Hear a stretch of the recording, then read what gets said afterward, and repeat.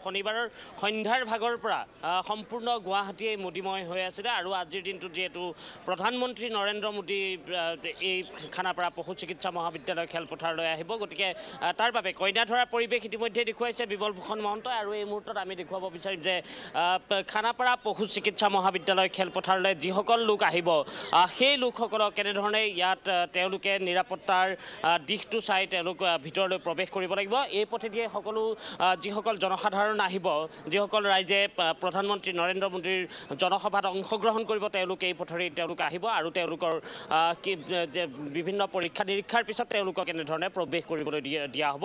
আমি অকণমান আগুৱাই যাম, আমি মূল মঞ্চ আছে য'ত সেই স্থানলৈ যাম, কিন্তু তাৰ আগতে ইয়াৰ পৰিৱেশ আমি দেখুৱাব বিচাৰিছোঁ যে নিৰাপত্তাৰক্ষী যিহেতু গিজগিজাই ইয়াত আছে। SPGৰ দখলত যিহেতু সমগ্ৰ এতিয়া খানাপাৰা পশু চিকিৎসা মহাবিদ্যালয় খেলপথাৰ, গতিকে সেই নিৰাপত্তাৰ দিশটো ইয়াত খুব তীব্ৰভাৱে চোৱা হৈছে। আমি ভিতৰৰ পৰিৱেশ আমি দেখুৱাই যাবলৈ চেষ্টা কৰিম, কিন্তু ইয়াত যিহেতু 11:30 বজাত মূল কাৰ্যসূচী আৰম্ভ হ'ব, গতিকে 11:30 বজাৰ পূৰ্বৰ সেই পৰিৱেশ আমি দেখুৱাব বিচাৰিম। মূল মঞ্চ সাজু হৈ আছে।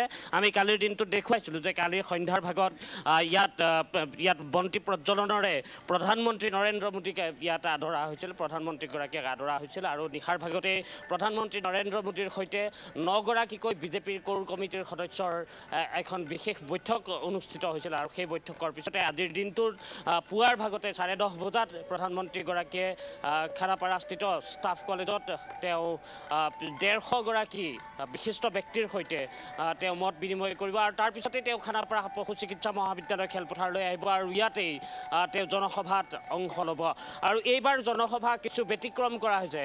এইবাৰ প্ৰধানমন্ত্ৰীগৰাকীৰ যি জনসভা, সেই জনসভাৰ বাবে সংবাদ মাধ্যমৰো পূৰ্বতে যদি চাওঁ তেনেহ'লে সংবাদ মাধ্যমৰ যিসমূহ বাহন থাকে DSNG যিসমূহৰ পোনপটীয়া সম্প্ৰচাৰ কৰিব পাৰি, সেই বাহনসমূহ য'ত ৰখা যায়, এইবাৰ কিন্তু সেয়া সুকীয়া কৰা হৈছে। এইবাৰ আমাৰ বাহনবোৰ যিবোৰ বাহন আছে সেই বাহনসমূহ এইবাৰ বাহিৰত দিয়া হৈছে। এয়া প্ৰধানমন্ত্ৰীৰ সুউচ্চ এনেধৰণে প্ৰতিচ্ছবি এনেধৰণে ৰখা হৈছে, দুফালে দুখন সুউচ্চ প্ৰতিচ্ছবি আৰু সেই সুউচ্চ প্ৰতিচ্ছবিৰ মাজেৰে চকীৰ ব্যৱস্থা কৰা হৈছে।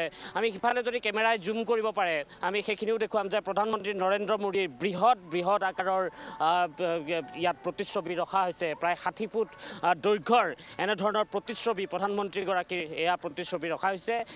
আমি যদি চাওঁ তেনেহ'লে মঞ্চৰ দুয়োফালে দুখন প্ৰতিচ্ছবি আৰু একেবাৰে শেষত খানাপাৰা পশু চিকিৎসা মহাবিদ্যালয় খেলপথাৰখন য'ত শেষ হৈছে তাতো বৃহৎ আকাৰৰ 3খনকৈ প্ৰতিচ্ছবি তাত ৰখা হৈছে। সেই প্ৰতিচ্ছবিও আমি জুম কৰি এই মুহূৰ্তত দেখুৱাব বিচাৰিম যে 3খন সুদূৰত সেয়া আমি দেখুৱাইছোঁ যে খানাপাৰা পশু চিকিৎসা মহাবিদ্যালয় খেলপথাৰখন যিহেতু বৃহৎ, এই বৃহৎ খেলপথাৰখনৰ একেবাৰে শেষত এয়া 3খনকৈ প্ৰতিচ্ছবি এনেধৰণৰ বৃহৎ সুউচ্চ প্ৰতিচ্ছবি 60 ফুট দৈৰ্ঘ্যৰ প্ৰতিচ্ছবি এনেধৰণে ৰখা হৈছে। আৰু যিসকল ইয়াত জনসভাত অংশগ্ৰহণ কৰিব তেওঁলোকৰ সেই ক্ষেত্ৰত আমি কালিৰ নিশাৰ ভাগতো মন্ত্ৰী পীযুষ হাজৰিকাই দাবী কৰিছে যে 1.5 লাখতকৈ অধিক লোকে এই জনসভাত অংশগ্ৰহণ কৰিব। আৰু পূৰ্বতকৈ জনসভা এইবাবেই ব্যতিক্ৰম।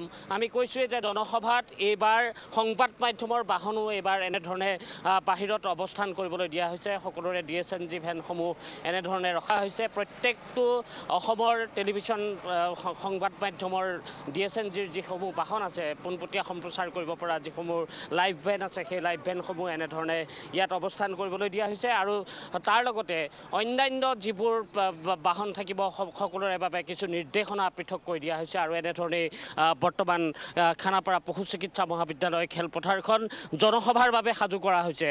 আৰু কালিৰ সন্ধ্যাৰ ভাগত আমি সেই ছবি দেখুৱাইছিলোঁ পাপৰি যে 1.5 লাখতকৈ অধিক ইয়াত বন্তি প্ৰজ্বলন কৰা হৈছিলে, য'ত ৱেলকাম মোদীজী লিখা হৈছিল। আৰু তাৰ লগতে সমগ্ৰ খানাপাৰাখনকেই উদ্ভাসিত কৰি তোলা হৈছিলে বন্তি প্ৰজ্বলনৰ জৰিয়তে। আৰু প্ৰধানমন্ত্ৰী নৰেন্দ্ৰ মোদীয়ে যিহেতু 11,600 কোটি টকীয়া প্ৰকল্প লৈ আহি আছে, গতিকে সেই 11,600 কোটি টকীয়া প্ৰকল্পৰ লগতে সমান্তৰালভাৱে যদি চাওঁ তেনেহ'লে ৰাজনৈতিক যি বাতাবৰণ আছে অসমৰ, সেই ৰাজনৈতিক বাতাবৰণক লৈ প্ৰধানমন্ত্ৰীগৰাকীয়ে ইয়াৰে পৰাই যিহেতু বিজেপিৰ ক্ষেত্ৰত তেওঁলোকে নিৰ্বাচনী ৰণদুন্দুবি বিজেপিয়ে বজাব আৰু প্ৰধানমন্ত্ৰীগৰাকীয়ে খানাপাৰা পশু চিকিৎসা মহাবিদ্যালয় খেলপথাৰত ৰণদুন্দুবি বজাব 2024 লোকসভা নিৰ্বাচন। আৰু 2024 লোকসভা নিৰ্বাচনক লৈ বিজেপিয়ে ইতিমধ্যেই বহু ৰণকৌশল প্ৰস্তুত কৰিছে আৰু সেই ৰণকৌশলসমূহৰ হয়তো প্ৰতিফলন পাপৰি আজিৰ দিনটোত এই যি মোদীৰ জনসভা জনসভা থাকিব সেই জনসভাতে দেখা যাব